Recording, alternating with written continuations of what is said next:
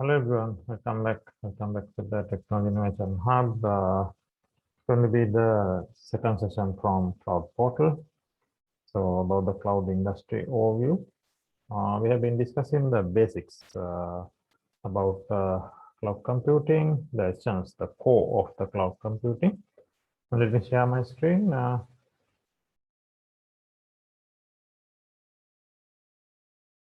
Right, so this is what we have been discussing up to this place. We went through the NIST definition, and we went through some practical aspect definition from Azure, right? And about the deployment models and the service models, right? So today we are going to start the business aspect, right? Let's focus on that one from this session, the business aspect of moving to cloud computing, like benefits, like let's see, right?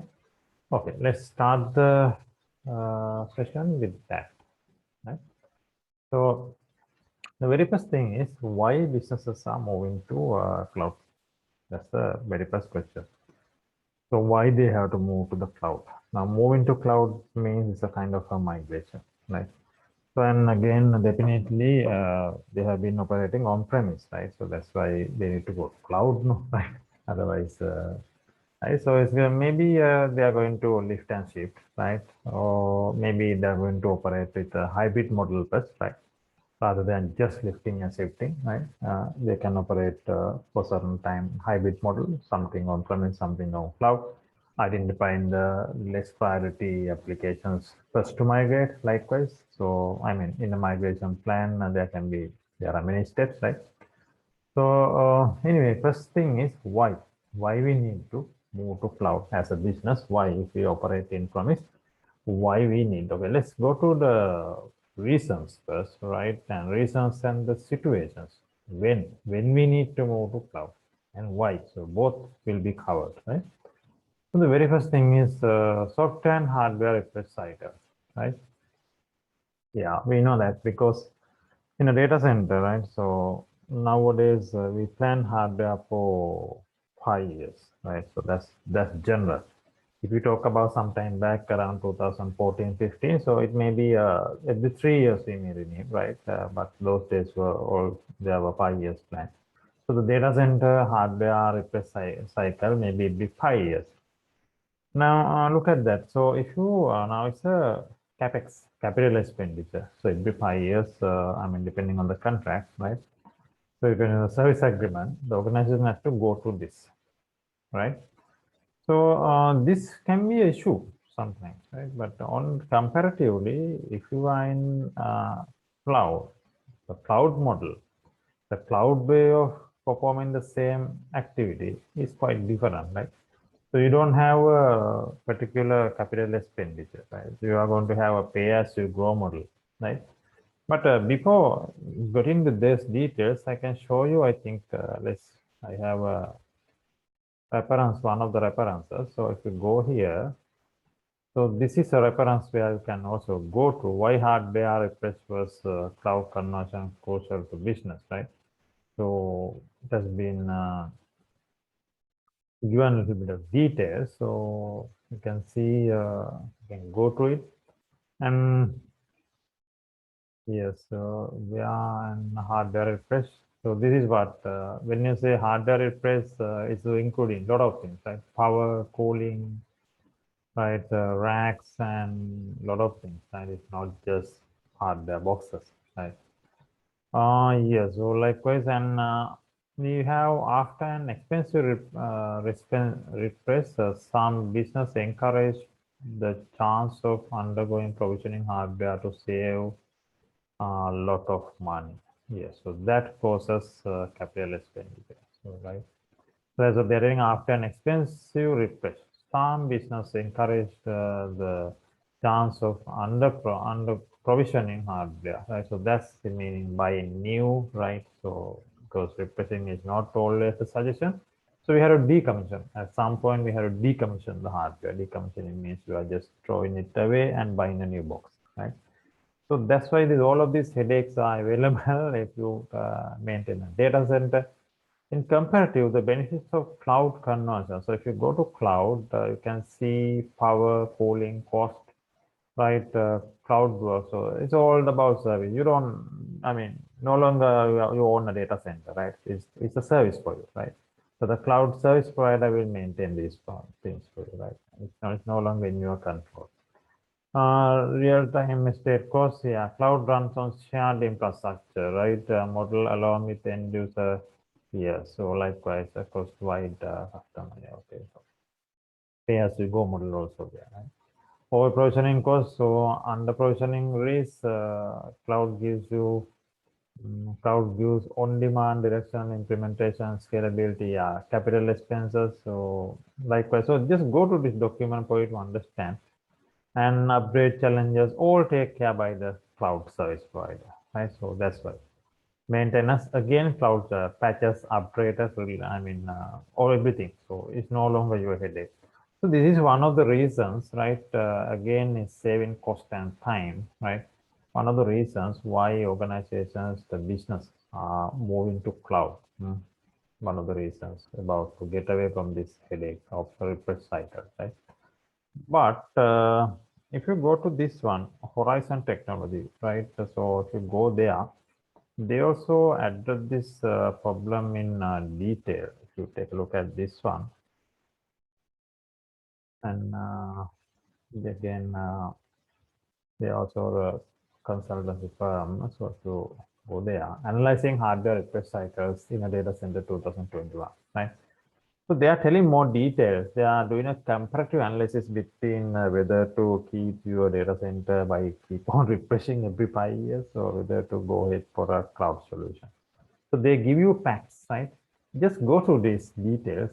It's not necessary to go through one by one, right? So but as for them, if you go to this, is a balance between these two. But ultimately nowadays, most of the organizations, most of the businesses are deciding to go ahead with the cloud to remove this capital expenditure, right?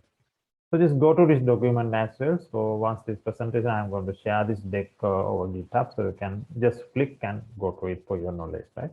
So that's the best reason why business move into cloud, software and hardware refresh cycle. Okay, let's go to second, capacity requirement. Yes, we know, capacity due to the data growth, right? Day by day, your business increases, business growth, so that costs more data, so more capacity planning has to be happen, right? So there's also another critical factor in a data center, right? Actually, in the capacity means not only storage, right? You have to plan a lot of things, right? Because scaling, right? CPU, you have to plan. That's also kind of enhancement. The existing CPU power may not enough due to the data growth. So the performance rate is going to go down, right? And again, power usage, right? When you increase capacity in terms of other resources, the current, your backup power may be not enough, right? Then the CPU coolings, right? So likewise, rack, the storage, the space, physical space. So all are planning. You need to plan the capacity, growth, occupy the growth. So all headaches are in the data center maintenance team. So they are blocked for that totally. On comparatively, if you go for cloud, everything is taken off from your headache, right? So no longer that cost of planning and the team maintenance is no longer there. That data center team can give priority on other work actually because they are skilled, right? They are skilled enough, and you can, if they don't, they can retrain them and get engaged in the normal.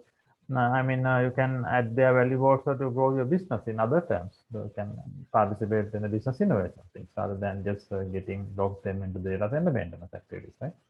So that's another reason why it's going for cloud due to this problem, capacity growth, right? So in cloud, the cloud service provider manage all those things for you. All right. So again, I think you want to get a reference for this. I have given, this is from Google. Google Cloud for Data Center Professionals, right? So this one, they use Google Cloud for Data Center Professionals. They give details about this capacity planning in terms of their resources, right? Matching images, right? access to permission, machine provisioning, and storage, and likewise, right? So again, you can go to this the resources, right? Capacity includes resource enhancement. That's what capacity planning and resource provisioning, right? So just go through it as a reference for this particular point, right? All right, so let's go for next one. Yes, very important. Yes, security. Right? Security risk. There's always day by day the breaches are increasing, attacks are increasing. So I mean, if you take the responsibility of in a data center to maintain this one, right? I mean, not only a data center, right? Even in the office environment, wherever you have computers, right? There can be breaches happen. There can be security issues, right? So as far as it's under your control, you are responsible. I mean, it goes to the CXO level, right? Not only for the IT manager, director, no, it's go to the top company, CXO level, right? So all are responsible for security.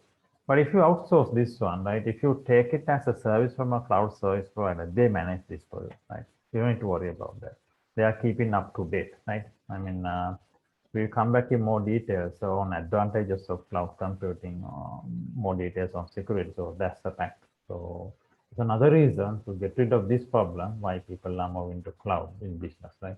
But of course, somebody can argue. I mean, we don't see the data. Data is not in our control. It's not in our premise. So what about how can we guarantee security? Okay, so those arguments, I mean, in my opinion, are not no longer valid, right? Even in on-premise, you cannot guarantee security anywhere. Even now, we don't know what's happening in the next moment. So risk is always there. So in my understanding, cloud is much secure than the on-premise now. Right? All right. So move to next one, right? So next point about why business is moving to cloud. So yeah, end of life event. This is another reason. End of life events, right? I mean, even the software, the vendor can announce, so we are no longer supporting this particular release, so new release is going to come. Right? So then, I mean, in a hurry, we had to go ready for the migration, right? Plan for the next release because our things are going to get incompatible, so compatibility issues, so all the things going to come, right? So that's why if you are owning these softwares, plus again, not only software, even hardware, right? So end of life events are eligible for hardware as well. So again, if you are bearing the maintenance, if you are responsible, so if the organization is responsible for these things, everything, I mean, they have to take care of all of these things because business cannot be affected. The business has to continue. The continuity has to be there. It has to be available and online. Otherwise, the customers will have problems. You are going to lose money. So therefore, this is another reason. If you go to cloud again, they are going to manage this one for you. End of life events is not your responsibility, but you have to make sure you are putting a proper agreement with them, right? Maintenance agreement, right? Service level agreement. So SLAs are one thing, and the maintenance agreement is another thing. So an SLOs, I mean service level objectives, you have to clearly define them and get an agreement as per your requirement with a clear visibility. So then you are safe.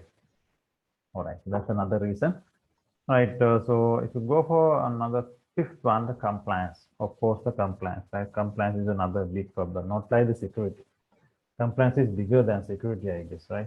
So because I mean, in your business, there can be different customers. Right. They are the customers can be from different business domains. Right. Somebody maybe you may be supporting banking sector. You may be supporting healthcare sector. You may be supporting telco sector. So the data compatibility, I mean, confidentiality varies from this domain to domain. So, I mean, then comes the compliance. Whenever there's a confidential data, compliance comes number one. Because, I mean, before signing agreement, before the customer is going to sign an agreement with you as the organization for the, I mean, you are going to provide a service for them, they will look for this compliance. What are the compliance certificates you have, right? So if the organization, if the client is, or let's say customer, if the customer is a healthcare business, if you're running a healthcare business, so he will look for the what are the compliance policies that you have, you are adhering, like HIPAA and all, right? HIPP, right? To guarantee that you are in compliance with their data. That's what. Right? So not only that, even banking sector, different compliance policies are there. All right. So that's why. But if you go for cloud, you don't have to worry about that, right? Cloud vendors are, they have different compliance. I mean, for different business sectors, they have adhered, they have compliance certificates, they are going through it, they are representing those things, right? So, I mean, in their cloud, in their website, there are, I mean, we have different compliance, right? And you have the list of compliance they are adhering to. We can talk about those in later, but I can, even if you Google AWS compliance policy, for a quick thing, I don't think I didn't include that one here because it comes later. Okay, so let's go on. You can just quickly just do that, right? You go to Google. Right? You can take a look at AWS compliance policy, right? AWS cloud compliance, very simple.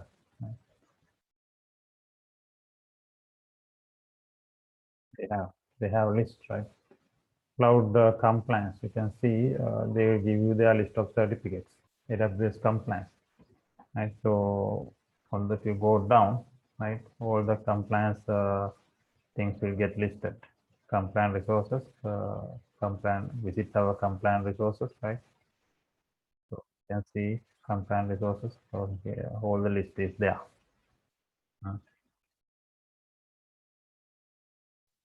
All right. So if I click one of those things, you can see apply solution guide and compliance programs, right? So if you click compliance programs, right, and you will see their list. You can see that, right? ESA, ISO, all the certificates. I mean, right? Depending on the business domain, you see this, right?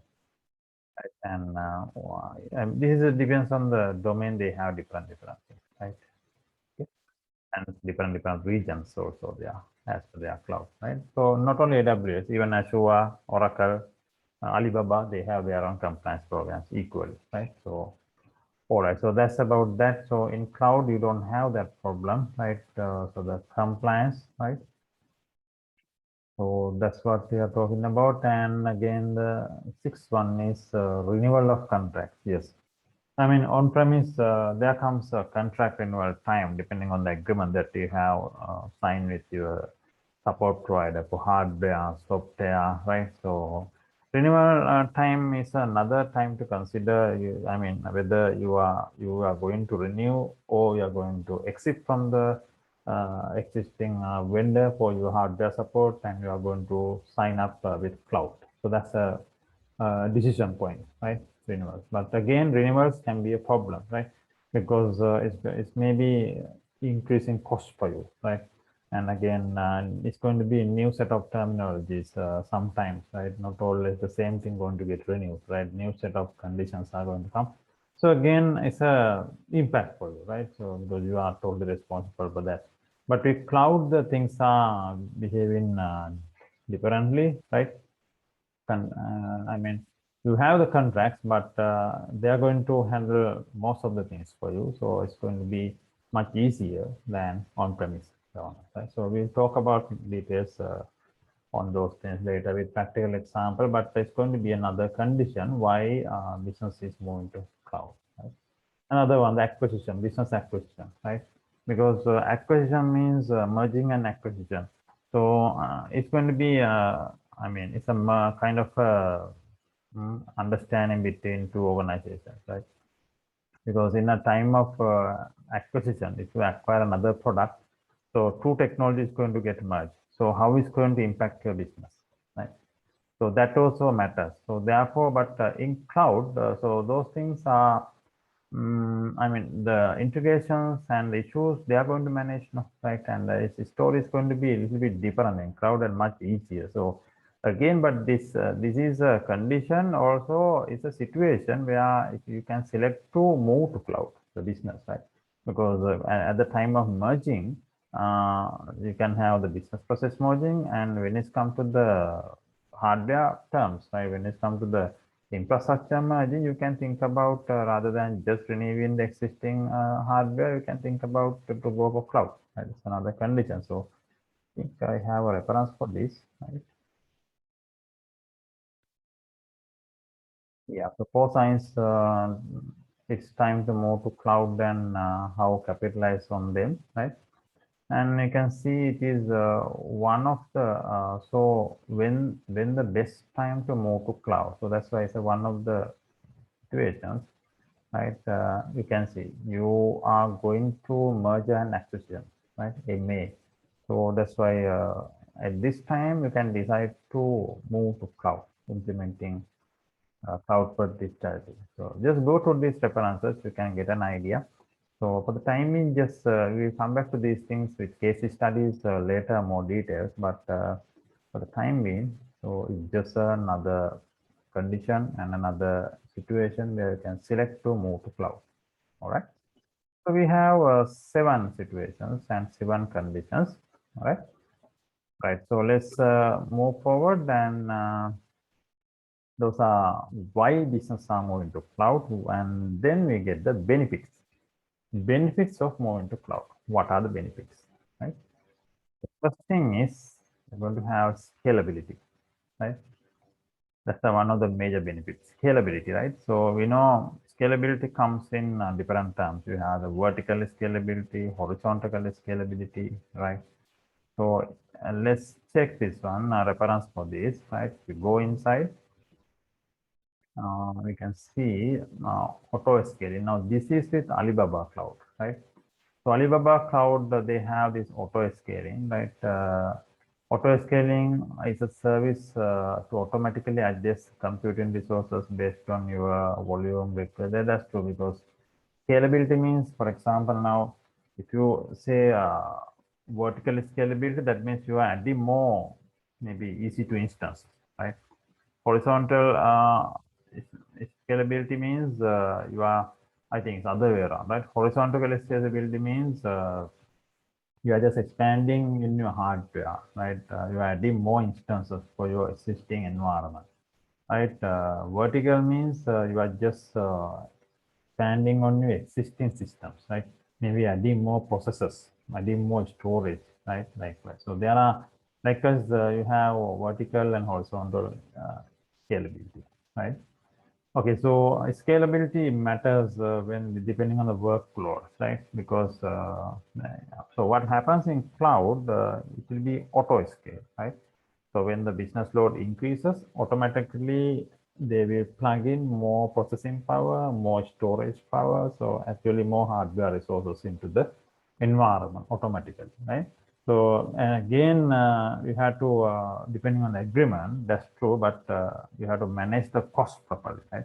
Because more the resources plugged in, more the cost. But of course, there are things like, serverless computing and all event driven, and there are things to consider. But auto scaling means there's a benefit, right? It's not like on-premise. So in on-premise, the things, not like in a data center. If you want to increase the hardware, you can't just do it like that, no, dynamically, right? You need to place you need to get, I mean, maybe another, we have to talk to the vendor and we have to make the order, and a lot of documentation, the provisioning has to take place, right? But in cloud, it's not like that. It can be done automatically, auto scale, right? Right. So, yeah, if you just get the definitions of this, I think we have on scaling, you have horizontal scaling, right? This is what I just mentioned. Horizontal scaling, right? So versus vertical scaling. This is what I just explained, right? So horizontal scaling, basically adding more machines to for increased workload. In other way, that is horizontal, that is you are horizontally expanding. So vertically is you are plugging more hardware resources to the existing machine. So that's the difference between these two, right? So in terms of cloud, this works in the same way, right? Horizontal scaling, you are adding more instances to environment. That's a very basic way to explain it. And vertically means you are adding more hardware processing power, I mean, disk power, whatever the hardware power to the existing computer itself, existing instance itself, right? And this is a big topic. We don't need to go into that much of detail. Of course, nowadays, this scaling is heavily dealing with containerization. I think if you talk about cloud, right? Because if you talk about the Kubernetes cluster and things, right? So now the cloud vendors heavily depend on containerization and auto scaling, because we know the Kubernetes cluster is the number one for auto scaling with pods, right? Let's talk about those in detail later, right? There's a benefit, right? Right. So cost saving, definitely yes. We don't have capital expenditure. We have operational cost only, right? So cost saving. So you go to a little bit of detail on that. So I have reference from cloud computing. So the what is cloud? Yeah, cost is, if you go down a bit, you have yes, you can see the saving, how cloud computing leads to cost saving. Require no setup investments, optimal hardware utilization, energy savings, exactly, no in-house team, yeah, the maintenance cost, exchange, eliminate redundancies, yes, duplicate, because we pay only for what we use, right? So likewise, anyway, definitely it's going to be a cost reduction, right? So you may remember the cloud migration first sentence, right? Lift and shift, save time and money. So that is coming aligned in this. Okay, right. So the third one is what? Competitive edge, right? That's why in business world, you know, the competition, right? So early you adapt to the latest technology, I mean, that business will have more customer attractiveness, and that particular organization will be ahead in competition. Okay. So that's what competitive advantage from cloud computing. You can see competitive advantage from cloud computing. They are just talking about the reasons, because we have analytics and those things are there in cloud, so you can get the benefit of those things if you are in cloud. You know how what in a business your decision making matters. So to take the correct decision, you need to understand the customer behavioral patterns, right? So that comes to analytics, right? Predictive analytics and all. So that's what in cloud, those are built-in available, right? And cloud business collaboration and all those things, right? And yes, we have unprecedented accessibility, enhanced productivity, cost savings, and decision making. I mentioned security. Yeah, these all cause you to DR, disaster recovery. Yeah, that's why all cause you to stay ahead with the competition in your business with others, right? So early you adapt, better the benefit, because you get your team matured, you get your team trained on this, so they are becoming skilled, they are becoming experienced, so they will be better value adders to your business rather than just beginning with that, right? So that's what. Okay, so that's third one. So the fourth one is security, right? I think we mentioned about that on why a business is moving. Security is one concern. So if you click here again, security. Right, so you can see this is Microsoft. So Microsoft, they have Sentinel. Like Sentinel is what? Sentinel is one of their security platforms, right? So this is how the cloud is going to handle security in a powerful way, right? You can go to this document. So this is the Microsoft Azure security block, right? If you click here, as of June 8th, they have released this latest article. So, I mean, it all depends the firewall, the number of security scans they does, I mean, to prevent this one, and they use a artificial intelligence to auto detect security issues and to, right? So likewise, so you can see visualizing, monitoring and visualizing Azure firewall activities, so detecting threats and leveraging AI assisted investigation, right? So that's what they use automatic programs, right? They have their own robots, right, to get these one issues. And I think the fixing is not done automatically, but the detection, right? So because these clouds are not autonomous, right? Like Oracle Cloud, we come to that one later. In Oracle Cloud, Oracle Gen 2 Cloud is a autonomous cloud. So they have this security detection and fixing automatically. But I am thinking at the moment this Azure is only detecting those things. So the fixing I mean, we can schedule and all, but still human involvement should be there, right? Okay, so that's the example I just want to show you, right? So security, so that's another benefit. The cloud vendor is going to manage security, right, for us. Right, so the fifth one is going to be sustainability. So this is how eco-friendly. In cloud, we get eco-friendly because you are no longer maintaining physical hardware, right? So if you again take a look at it, so this is I have given a reference from more sustainable computing platform in the cloud from Oracle Cloud, right? So you can see energy efficient, cost savings because you are reducing the carbon footprint, right? Because eco-friendly. You are no longer, you can see here with Oracle Cloud Infrastructure, we significantly reduce IT operational cost, cutting energy consumption by 20%, simplified admission and compliant delivery scalability, and new need sustainable growth plan. So that's for sustainability. Renewable energy, right? So 100% energy use renewable. So other clouds also they have these things. So you can refer to this reference, right? So that's known as sustainability, right? So these are all benefits moving to cloud, right? So the sixth one is insights, business insights, right? So, I mentioned this one earlier as well. The decision making matters. You have operational analysis, and we have the other one, the visualization, data visualization, right? Operational statistics are one thing, data visualization is another thing, right? Operational means what's happening in the business as of now, but dashboard is you do analytics. You need to get what is your vision is, right?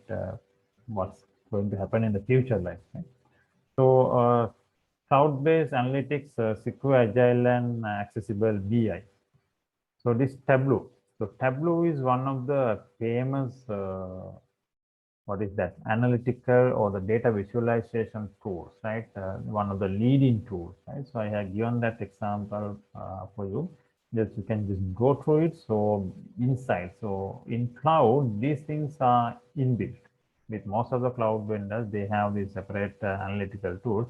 But Tableau is a separate organization. They offer this one as a SaaS, software as a service, right? So you can benefit on those things, right? And you can plug this one for your other clouds as well. They support, integration is supported. Okay, so that is number 6 benefit, and you get quality control. Yes, the quality matters, right? Quality matters everywhere. Otherwise, you are just wasting, reusing, and let's check it, right? So in cloud, quality is inbuilt. So they have different quality control measures, right? Maximize existing versions, system in quality assurance with cognitive AI. So this is Azure. So they have intelligent systems to optimize quality, right? So that's what the quality assurance expenses, right? Quality assurance management and manufacturing, time consuming, expensive, but critical. That effects of the poor quality are substantial, and they result in, if the quality is low, this is what happens: rework, right? Because it's not up to the standards, we have to rework those things. So it's cost, right? Production inefficiencies, right? Waste in material, expensive embrace in recall. So if you try to manage these things on premise, right? And again, labor involvement is there, but in cloud, most of the things are automated by the cloud service provider, and they manage that part, right? That's a benefit actually. Plus, the 8th point is business continuity, right? The availability, right? We know it's a BCP, business continuity plan, right? Normally in on-premise or data centers, they have business continuity plans. They do DR this maybe every 6 months, disaster recovery plan, right? But with cloud, they have their own plans, right? So let's take a look at the reference, right? And if you go here, this is AWS. AWS marketplace, they have something called Apprenix, right? Apprenix is one of the famous, you can see business continuity and disaster recovery, one of the famous data resiliency tool for disaster recovery, and they have other features as well. Apprenix is a cloud application resilience platform that help enterprises rapidly backup and recover entire AWS application environments or individual AWS resources. That's right. So they provide backups in case of a crash. They allow you to recover, right? Restore and recover those things. So they make sure the business is up and running. That's a business continuity plan. Business cannot be down. Always has to be 20% up and running. Of course, there are minuses from those things. We can't say, I mean, no cloud vendor is telling 100% availability, right? So 99%, 99. So 99 means, okay, so there can be situations, but yes, much better than the on-premise situations, right? Okay, right. So that's a benefit, right? And again, cloud vendor is going to manage that one. That's another class. So business continuity, and we have other benefits, the mobility. Yes, of course, true.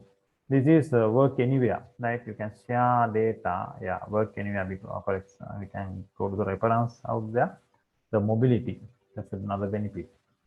So you can see the cloud mobility, greater connectivity. Yes, you can connect anywhere, work anywhere because your data is accessible from the device. You're no longer in your local machine at home, right? If you keep it in your machine, it is only accessible in that place. It cannot be shared, right?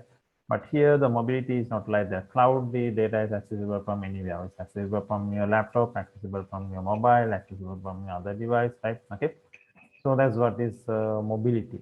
Bring your own device concept, right? Automated updates, flexible workspace productivity, right? So these are benefits of mobility. Of course, data mobility is cloud mobility is that accessible from anywhere, anytime, right? And we know the BYD, bring your own device concept, has been there in the market, but now work from home with this COVID situation, rather than bringing your own device to the office, that's become work from home. So we have these equalities from BYOD and work from home, right? Okay, remote working. Right, let's continue. The 10th thing, that's collaboration. 10th benefit is collaboration. Of course, collaboration between teams. For example, if you talk about Microsoft Office Office online, so you can share the documents, right? So let's go to the reference. You can share editing and likewise. So a lot of benefits are there. Collaboration. We move into cloud, right? So this is embrace the power of cloud collaboration. You can see what is cloud collaboration is there and benefit of cloud collaboration. This is what it says: streamline organization workflow. Yes, you can have, or I mean, the what you do here, other person also can see in the same time, right? So improve communication, so that happens. Communication and participation, you are not isolated. That's what collaborative team. The collaboration between the team is very high when it comes to cloud computing, and there's a benefit. Accessibility to files, yes, you know, right? Rather than keeping in your machine, if you keep it on cloud, if you can, for example, G Drive, OneDrive, you can share it, right? Okay. Right. So real-time updates, exactly. So because you can see when a document is edited and or updated, the changes appear real time. So that's what collaboration, right? You can, the other person can see what you are doing in the same time, real time, right? Better brainstorming, exactly. You get real time data, right? Brainstorming is greater boosting creativity and innovation. Okay, exactly. Right. So these are benefits and what is cloud, what is collaboration means in terms of when it's go to cloud. So that's a benefit, right? So you can again go to this particular reference. I have given it in the slide, right? So just yeah, I have go to the yes, okay, whatever, right? So other one is the benefit is loss of prevention, right? So loss of prevention means that's a data loss of prevention, right? So that's also reduced when it go to cloud computing, right? Because not like on-premise, right? So I have given an example for your cloud data loss prevention. So this is from Google Cloud. They have this tool, fully managed service designed to help you discover, classify, and protect your most sensitive data, right?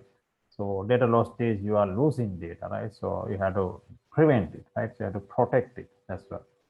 Take charge of your data on-off cloud, right? So inspiring your data to gain valuable insight to make informed, right? That's what. So this is an example, right? And effective reduce data risks with de-identification methods like masking, redaction. Yes, so anyways, protecting data, prevent data loss, right? So in cloud, the vendor, the CSP, cloud service provider, they take care about those things, right?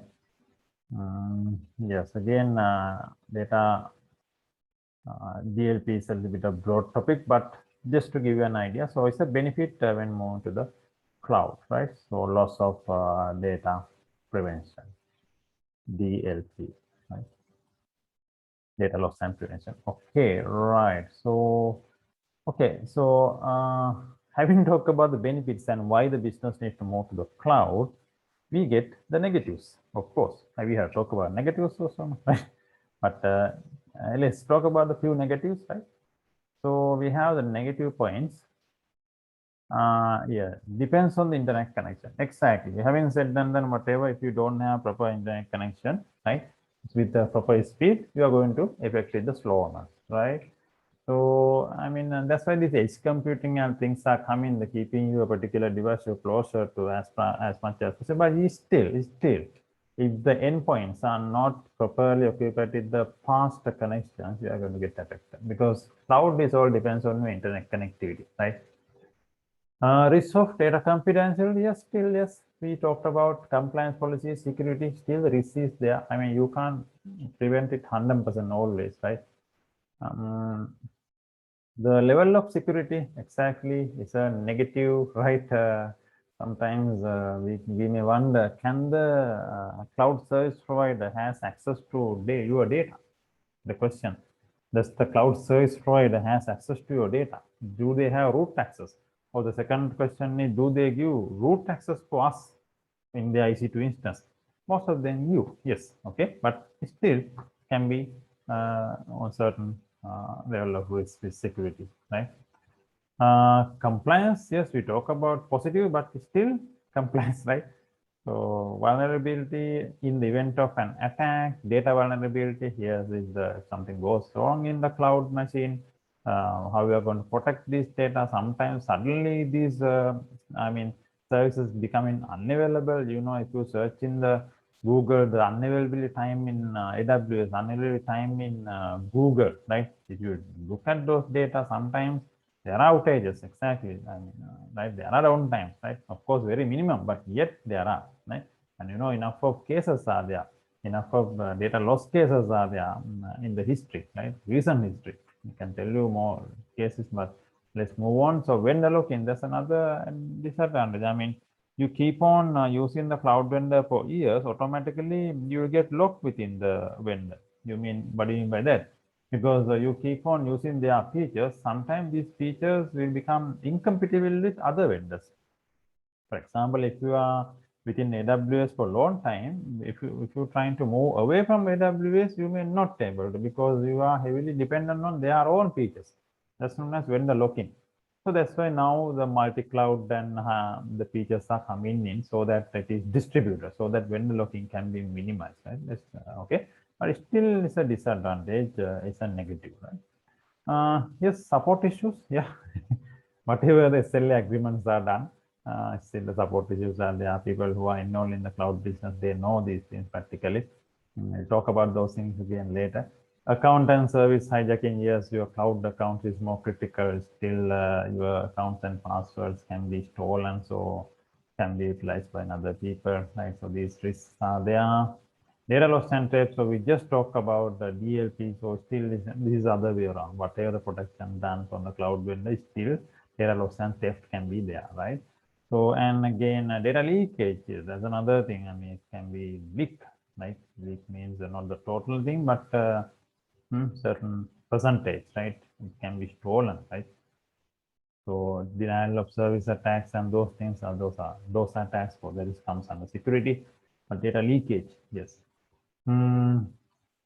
Insecure interface and APIs, exactly, because when you try to do develop your applications within the cloud, you are talking to APIs to get some service endpoint, but it can be mistakenly can be going to the insecure API because there are a lot of interfaces to API, right?